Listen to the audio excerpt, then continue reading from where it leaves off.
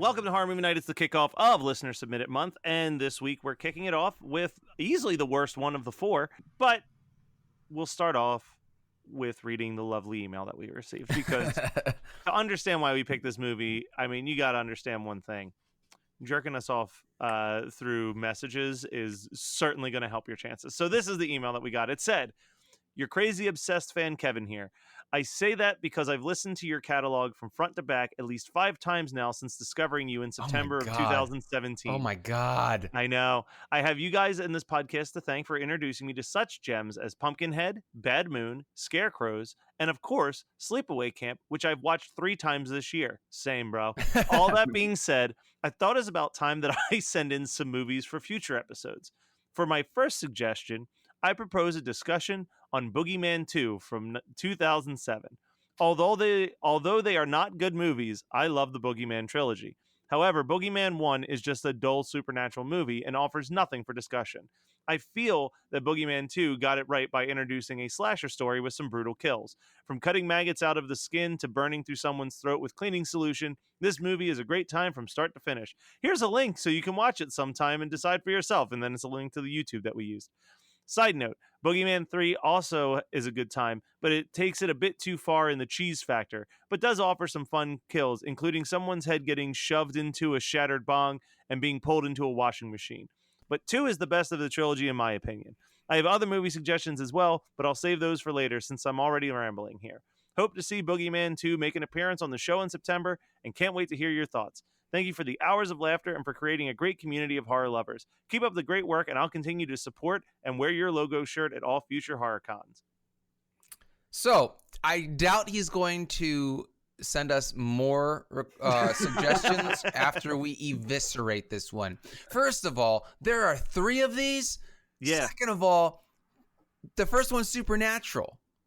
Why is this one not? Well, So here's the thing. This one is technically supernatural. It There is a forgets little that bit of it's a possession. slasher. Yeah, it's a possession slasher combo.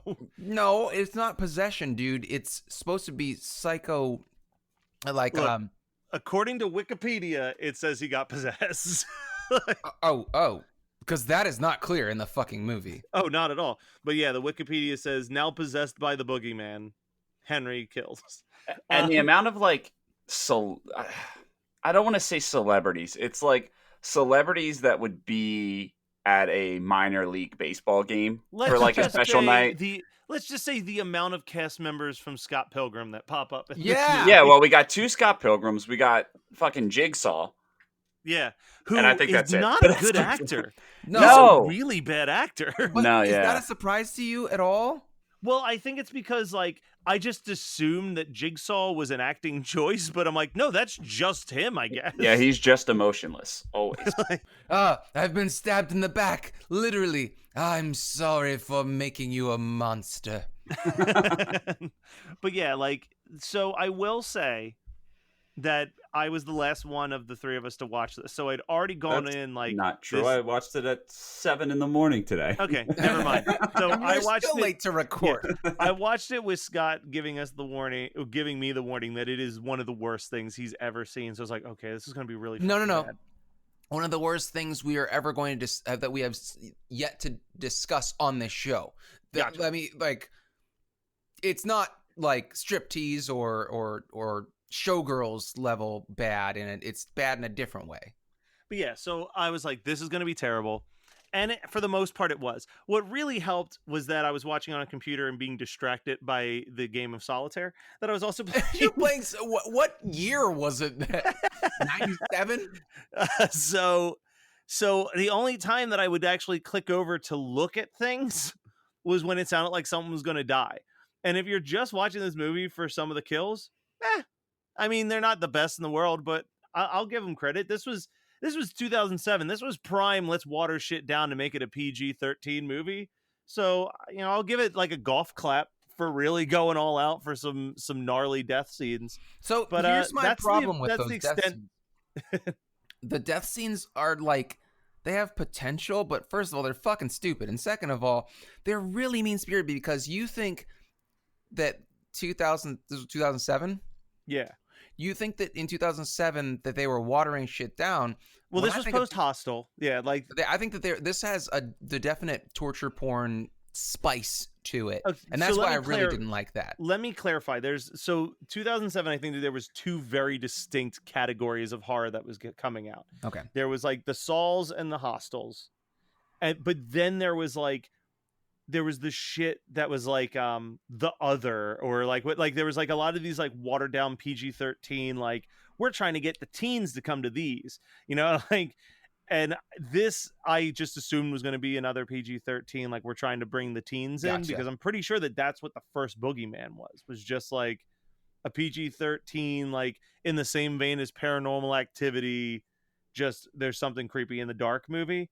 So I was caught off guard, I will say. I still don't think this was a good movie. I will never rewatch this movie, but like I can't complain about. I thought like the scene with like the cut in half body dangling out of an elevator shaft was okay. like just That was gross the enough best. to grab me. That was the best part of the movie right there, and that was the first kill.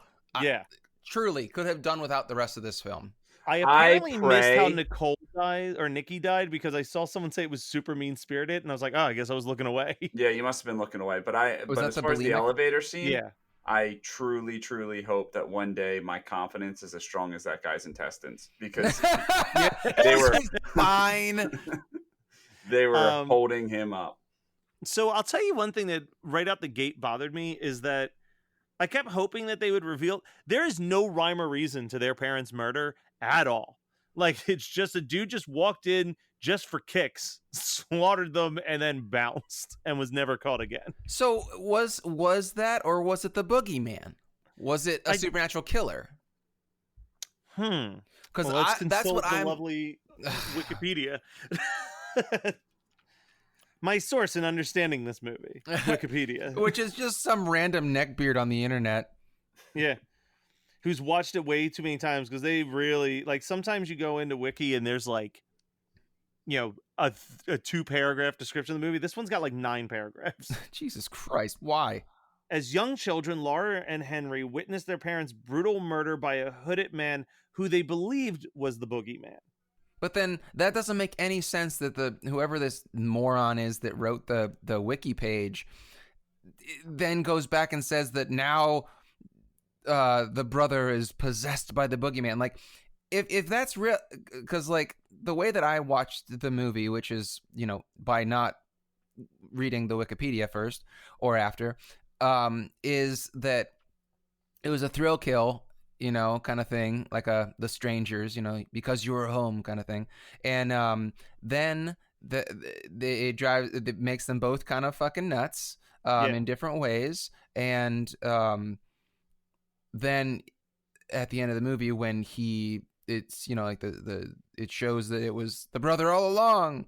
I just thought that when he gets quote unquote possessed, it's when he gave in to like the darkness, more or less. It says the Boogeyman is revealed to be Henry. Dr. Allen had locked him in a closet in an attempt to treat him for boogie phobia, which we're going to get to in a second. Boogie phobia. And the Boogeyman possessed Henry at the time. Let me tell you something. So he says you have boogie phobia, and I was like, that is so dumb. They couldn't even go through the trouble of just looking up to what the actual disorder is. It's a real thing. Yeah. Boogie phobia is real. What? Yeah. It's that might really be what it's stupider called. than this whole movie. Yeah. So here's the thing, is that he says you've got boogie fever or boogie phobia.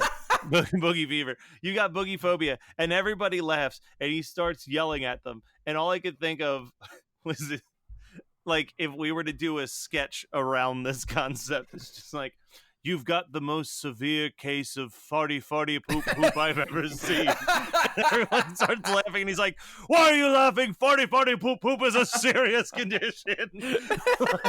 Man, that is genius. We need a show. Shudder, hit us up. So also, can we talk about the fact that this hospital that they're in clearly sucks? If the girl who's a cutter can get the biggest pair of scissors I've ever seen undetected by any staff members. Yeah, like if you're in a hospital for a psychiatric disorder, you'd be on lockdown. Like there's just no way. Like that scene when she's like cutting herself, that scene should be like some random household object that she was able to like distort to still be a sharp knife, not like scissors that are like the size of my hand. Like they were massive. Well, there's so many things in this movie, given the fact that I work in the field and know how it is, where it's just like, well, that's not a thing. Like even when she's knocking the hinges off her door with a giant screwdriver and a hammer, it's like, Yeah. no, you can't get your hands on those. We take your shoelaces. Like you can't have a fucking hammer. I will say there's a nightmare jump scene that got me good. When the boogeyman explodes out of the trunk and just shoves a knife straight into Henry's lower jaw. And that's the end of my compliments. Yeah, I don't even know if I have any compliments about this movie. Fuck, man. Like, did you catch the weird, like, red herring line where the two doctors are talking? Because they never really fulfill that. He's like, we're really starting to think that your experiment with these particular patients. Yeah. And I'm like, oh man, is this like she's just fucking with them, and like this is like a way to make them face their fears, but it's going horribly wrong, and then it's just like, nope, it has nothing to do with any of it. You know what I thought was that she was trying to make I still thought it was a supernatural slasher flick. I thought that she was the boogeyman. No, Yeah. well, I'm saying like I thought that she was obsessed with bringing the boogeyman to the hospital by bringing all these kids with horrible phobias together, and basically the power of fear summoning the boogeyman, which is a much cooler concept than what we really got. Yeah. I'm not patting myself on the back. I'm saying that my mediocre idea is so much better than the bullshit that I saw on the screen. Yeah, it's not great, and this is definitely a big sign of like that. This is the best we had to offer with slasher films in 2007 because they just weren't fucking making them. Like, Yeah. I think that there were some good slashers in 2007. I'm gonna look. Yeah, please do. And while you do that, I want to tell you guys what this. I mean, like, so I'm putting a moratorium on a possible double feature for this movie, which may fuck you guys over because it's fucked me over for me trying to figure out what I would want to try and wash the taste of Boogeyman 2 out of my mouth with. This is just shitty Dream Warriors. No! Yeah, I'm not allowed was to do one of Dream mine. Warriors. No! Okay, Scott, you ready to strap in and hear all the hits that were coming out in 2007? There's actually a few hits in 2007. Okay, so we got Halloween, Rob Zombie, Hills Have Eyes 2, Ugh. Hostel Part 2, Ugh. Lake Dead, Inside, Dead Ugh. Tone. Are you intentionally not naming mine? I'm going down the order as it came up. Drive Through, Wrong Turn 2, Drive The Thru. Hitcher, Shrooms, Seed, Borderland, Timber Falls, Frontiers. This is all French Extreme. Yeah. Vacancy, Death Proof, Fall Down Dead, House of Fears, The Deaths of Ian Stone, Scar, Eddie Gein, Left 4 Dead, Tooth and Nail, Grim Reaper, The Cellar Door, Splatter Disco, The Chair, Pumpkinhead 4, Blood Feud, Disturbia, Buried Alive, Sick Nurses, Murder Party, Boogeyman 2, The Devil's Chair, P2, Headless Horseman, Diary of a Cannibal, Sideshow, Curse of the Zodiac, Artifacts, Trick or Treat, Fear of Clowns 2, Botched, Knock Knock. So there's about 2. Trick or There's Treat. about So you were 2, just maybe doing 3 good slashers. movies. You were just doing slashers, I'm guessing. Yeah, that was what came up for slashers. We Okay, also had okay. 28 Weeks Later, 30 Days of Night, 1408, Alien vs. Predator Requiem, Amateur Porn Star Killer. What? Yeah. I mean, yeah, okay, all right. 2007 was not a good year for us. I mean, we got Death Proof, we got Trick or Treat, we got I like Death Halloween, Proof. we got. You got Halloween. I Dead did go Silence. Halloween. 30 Days of Night, 28 Weeks Later. 28 Weeks Later is all right. 30 Days of Night is meh. I like 30 Days of of Night. Night is not meh. You're Yeah, meh. like you fucking pleb. What are you doing here? Meh. 2 out of 5 would not watch again. The Mist, The Orphanage. Ooh, The Mist is good. Paranormal Activity, Poughkeepsie Tapes, Primeval. Oh, Scott, Oh. your Good. Blick Primeval was out. I'll tell you what, man. You take horror out of it. 2007 was a great fucking year. Yeah, but Holy we're called shit. Horror Movie Night, Brian. I know, but I'm just saying. Zodiac, There Will Be Blood, Superbad, Into the Wild, No Country for Old Men. Phew, good year for You film. had me at super bad. That's really like the only Yeah. thing that I needed from 2007. You guys didn't like No Country for Old Men or Zodiac? Hold on a second. Scott, you know what else came out this year?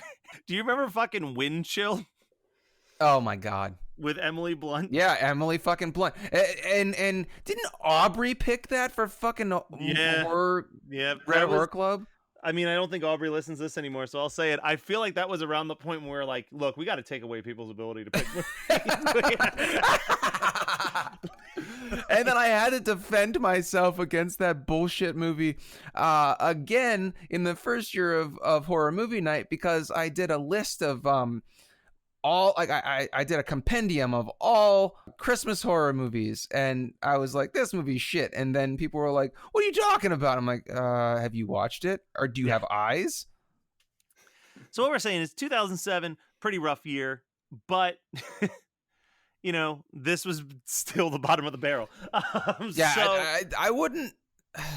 So okay, I'm just gonna burn through a couple things, right? So no dude who's ever written a horror movie had a sister, because like the two of them are, she's like, they're way too touchy and way too, like, they stare at each other longingly. It's very Flowers in the Attic, and I don't. yeah, Dude, I've the never only noticed that until you just said it. Yeah, horror movies love like incest, like, but tension. not official. Yeah, like Yeah. like incestual tension. I just think that it's because it's written by dudes that don't know how to have a relationship with a woman that isn't someone that they're trying to bone. Yeah. Horror movies love that will they, won't they between siblings. You know how that works out all the time. You guys have sisters. Like, you can back me up here. That is not how, like, I have a sister. It's not how you feel about a sibling. No, No. I will say that and this is just playing devil's advocate here. It could be possible that they have a slightly different relationship, being that their parents were murdered in front of them, and they probably, you know, were bouncing from orphanages or like relatives' houses, so they had to depend on each other. So like that aspect, I kind of get. You're But being yeah, way the too nice. but the fuck me eyes that they give each other definitely is not explained by that. It's not helpful. I do not want. So anyway, I'm just trying to go chronologically here. So right before the guy gets killed in the elevator, I was really, you know, and I want to say that was the best part of the movie for me. But what would have made it better is if, you know, it was like chung chung chung stuck on his spine. If the lady would have come down and been horrified, and then it would have just been like chunk, and his severed, like the spine would have been finally severed, and he just would have like fallen on the floor. Now that would have been so cool. But we didn't get that. So in any case, I have a question for Brian. Now, you've smoked in your life. You are a sober Sally, and so like that's fine. But you've smoked way more weed than Matt and I combined times 1,000. Mhm. Is it normal to smoke an entire joint alone? Like, I don't know. I know people do. I know people that have. I never did, because like I just smoked until I got high and then would put it out because I wanted to get high more often. Like, Okay, yeah. so there's like, in the way that I feel, although I'm sure potheads will jump to me and tell me I'm wrong because they like to just waste weed and smoke it so they can sit there and smoke all day, is you max out at getting high, and the more that you smoke is irrelevant to how long you're actually stoned. So when you smoke a half a blunt and you're stoned out of your mind, you're at your peak and you're like, I'm going to finish this whole blunt.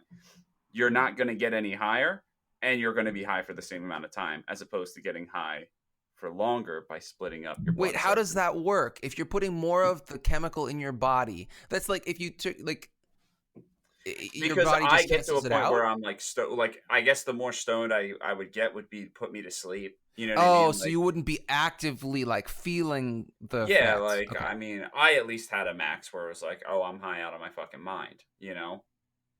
Yeah, that doesn't sound like fun to me. Like the one time, the first time I got high, I saw colors and shit, and it was not fun. And I don't understand the attraction, but that's just me. But I appreciate the information because I just am a fucking square, and so is your brother.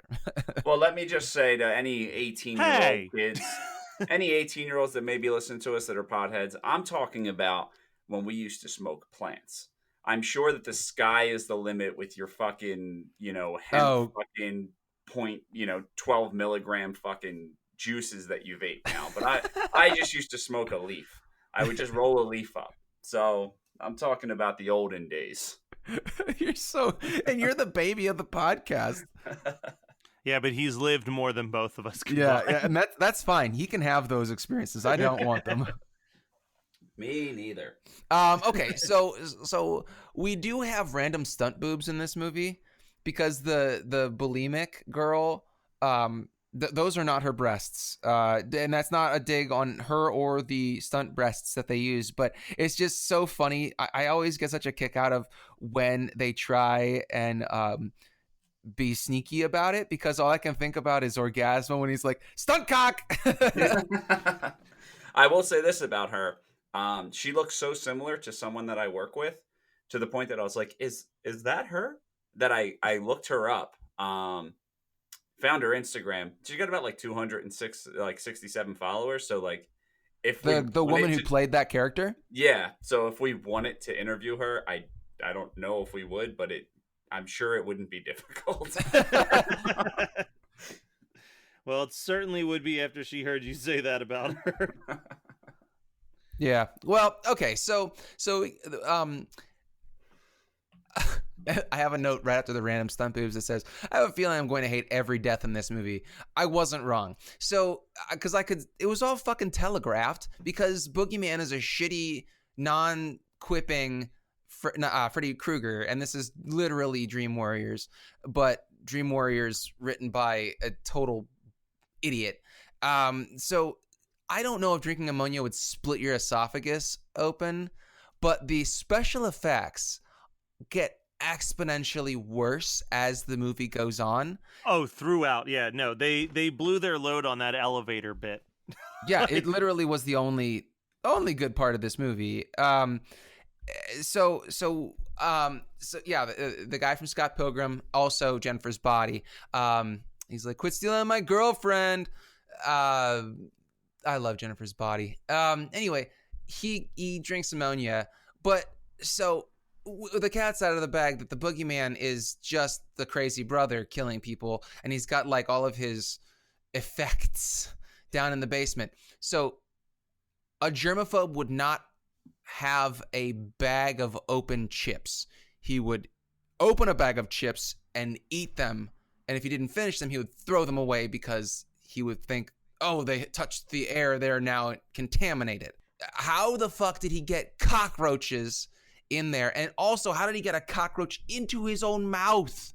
Yeah, you didn't feel that crawling around your hand. That's why it literally has to be a supernatural killer to make any sense. That's why I think I have such a strong hatred of this movie, is because they, like I said, they continue to forget, like, oh, this is a person doing this. You know? Yeah. It's just like why I hate Urban Legend, where it's like they constantly forget, like, oh, this is a 110-pound woman doing this. She can't carry and toss these people and all that nonsense. Dude, I would take Urban Legend any day over BoogeyMan 2. Oh, yeah, no, absolutely. Absolutely. I'm just giving an example of, like, just pay attention to the movie you're making. I guess that's what I'm trying to do. Yeah. It's your job to make this movie. Pay attention. The girl who's a cutter, who has the most MySpace hair of any movie I've ever seen, is amazing. Her favorite song is Teenagers by fucking Hey, you show her some respect. Why? It's a good song. Her? Is that Egg? Yeah. Oh my god, no wonder she looks familiar. Yeah, that's Maya Whiteman from. She also played Roxy in Scott Pilgrim. She's Roxy? She does this really cute thing where she puts a hard-boiled egg in her mouth and squeezes it back in a mayonnaise. It's called she calls it mayo egg. She's had a wild IMDb. Yeah, she played Roxy, and I just want to double-check that information. She also apparently played Angelica Pickles in some short called Rugrats that looks terrible. But I always forget that she was somehow, in my opinion, very incorrectly casted in the movie Duff as the star. Duff standing for designated ugly fat friend. What? And that's not what I think when I see her ever. I think Like- I do think she's got a kind of forgettable face. That Her? because but man, we've had that conversation before though about, you know, designated fat people in Oh, yeah. movies. Oh, It's she's like, got those glasses and those overalls. Yeah, no, Oh! I could never, ever be an actor because I know what scripts my agent would bring to me. Oh yeah. what it's would they just like- bring? They're just like, oh, we got a great role for you. It's ugly, fat, pathetic guy. We think, you know, they asked about you by a first name basis. Let's see. We're looking for a guy. He's got to be kind of pathetic. Definitely Yeah. doesn't kiss any girls in this movie. Yeah. Gets winded when he walks up too many stairs. Oh, the Brian Kelly role. Yeah, we Yeah. got him already pinpointed. Well, we also wanted to get his brother. Do you think that we could get both of them? Same price? I mean, the one just likes being in the spotlight, so sure. He'd say yes before you handed a script to him. Hi, are you available? Yes. Yeah, hit me. Drop everything. Oh man. Anyway, so the cutter, her, she, they put the maggots in, or the boogeyman, whatever, puts fucking maggots in her after he cuts her up a bunch. You sounded like oh fuck. I can't Dude, believe the I'm way drawing you a blank. I can't fuck. believe this just happened. But so you said boogeyman the same way that I discovered the other day while we were talking about the musician Shaggy at work. Don't ask. That he can't pronounce boombastic correctly, and he's like, "Oh man, I love Shaggy. I really like that song, Mr. Boombastic by him." No, he sounded like Christian Slater. Like, Yeah. Well, I was thinking Eddie Deason You're like- personally. you're like, so the Boogeyman. boogeyman. Greetings and salutations. Man, fuck Heathers. Come on. No. Gleaming the cube. Tell us what the maggots did when the Maggot. boogeyman put it on him. So okay, no one cuts because they think there are fucking maggots under their skin unless you're that guy at the beginning of Hellraiser Hellbound.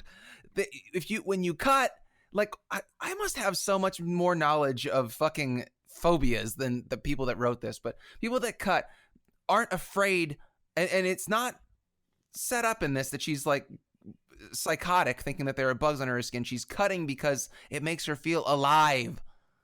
Like the pain Yeah. makes you feel alive. It's how you deal with trauma. It's so fucking stupid that they're like, oh, she's what's the redhead in this? She's like, it looked like there were maggots under her skin and she was cutting them out. No, that's not why you would cut yourself to death. So Also, like, those maggots were getting under that skin real fucking fast. yeah, maggots also don't go for clean skin. They go for necrotizing skin. That's why you put them in a wound. That's why you would put them in a wound in the olden days, because they would eat the dying flesh and then you clean them out and then it was like a sanitized wound. So stupid, so annoying. I hated it. And then the guy who's like in there because he's a fucking player, because he can't open up, and that's why he's like been fucking the bulimic girl. And Well, they she's said like, he's agoraphobic was the bigger thing, but they were like, he's okay. agoraphobic because he's afraid to open up to the outside world. Okay, if you're agoraphobic, why would his How would he death get there?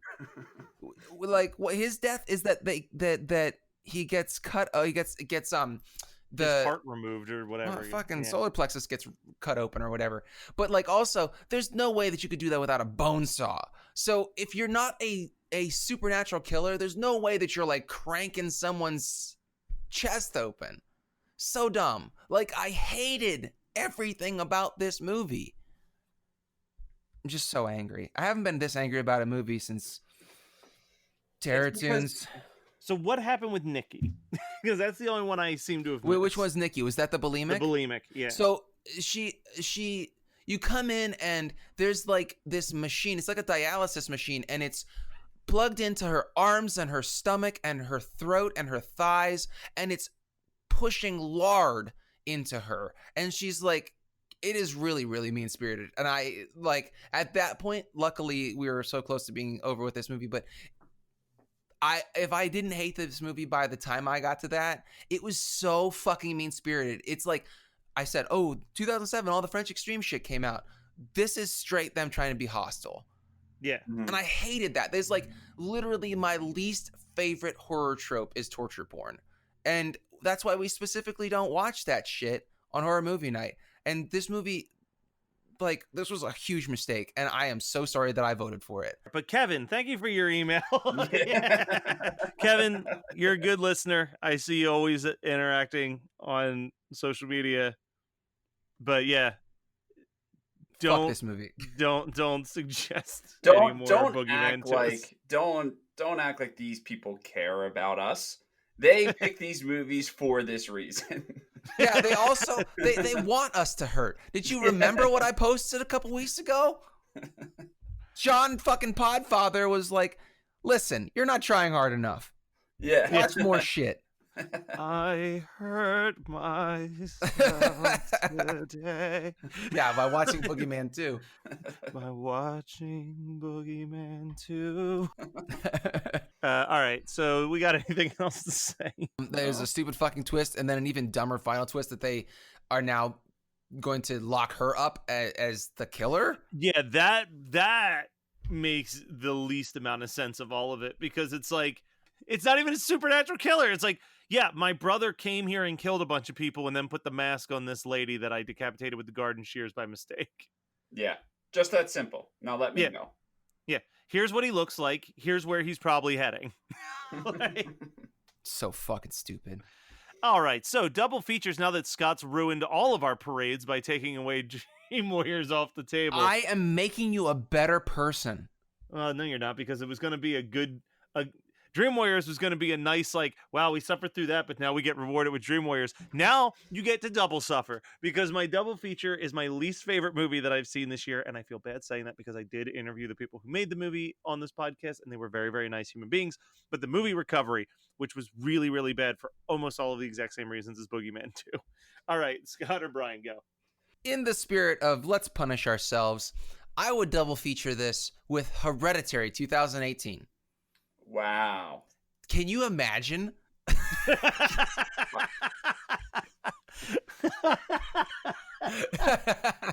All right, Brian.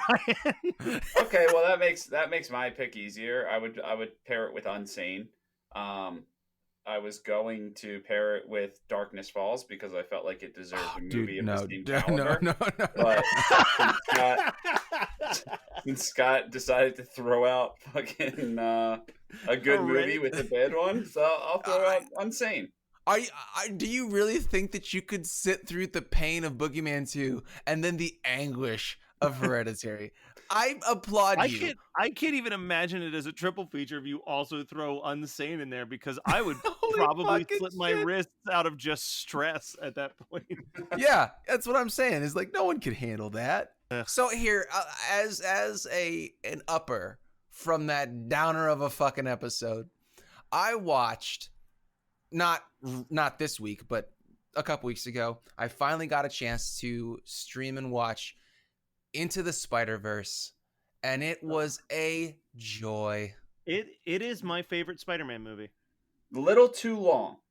Didn't need to be No, that long. you said that when I was about to watch it, and I was like, I had no problem with the runtime. I loved it. Yeah. I love that it basically is like a live action comic book. It just integrates so much of like seeing it in the theater. It kind of fucked with my head the first time until I picked it up, but like they intentionally distort and blur backgrounds because that's how it would look inside of a comic book. Like stuff like that is really fucking cool attention to detail throughout.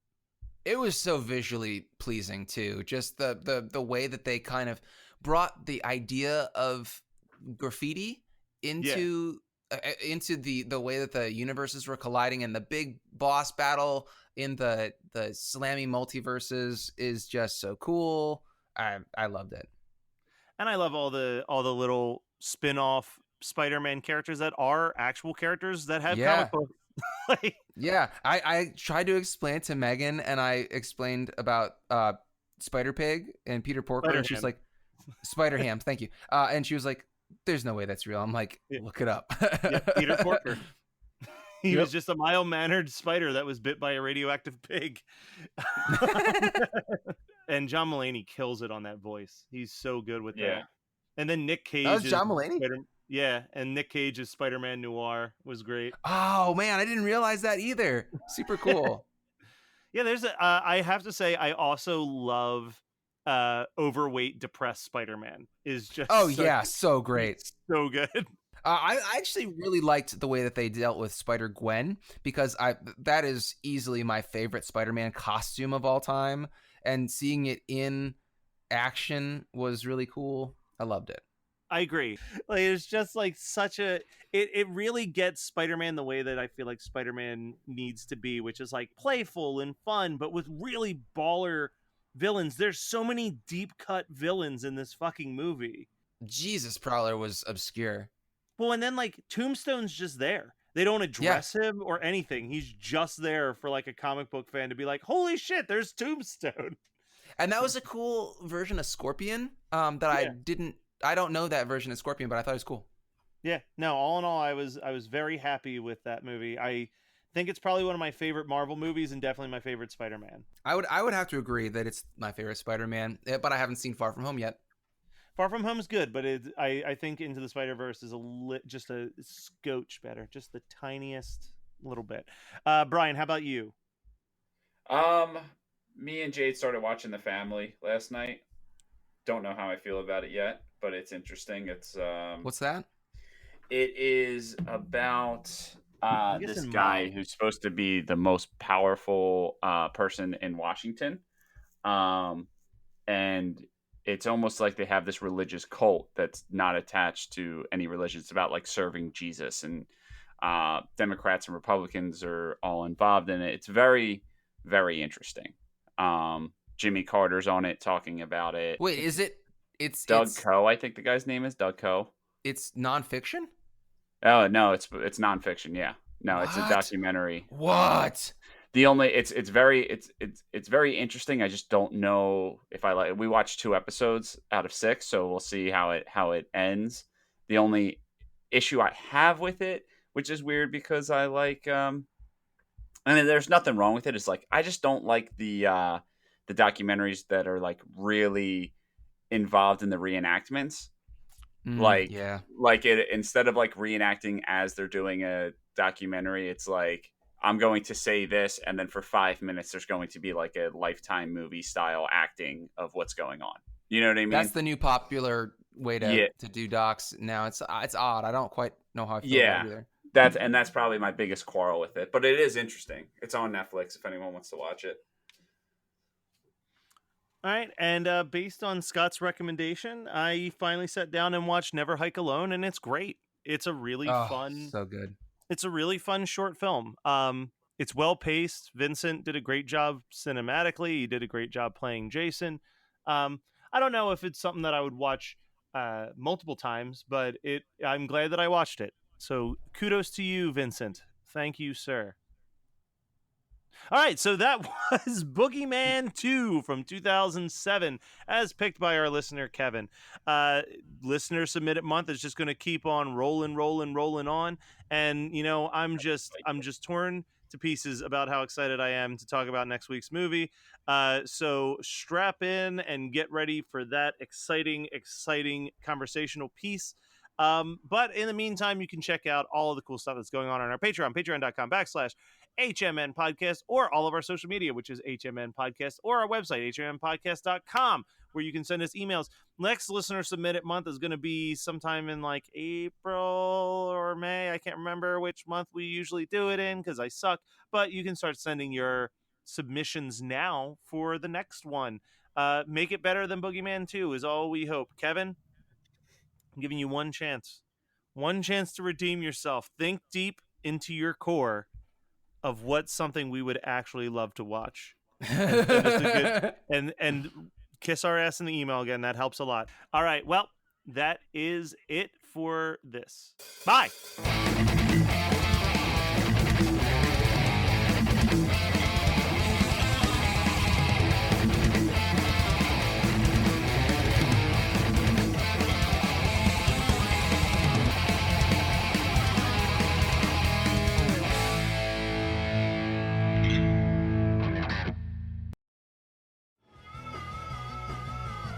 You're listening to the Geekscape Network.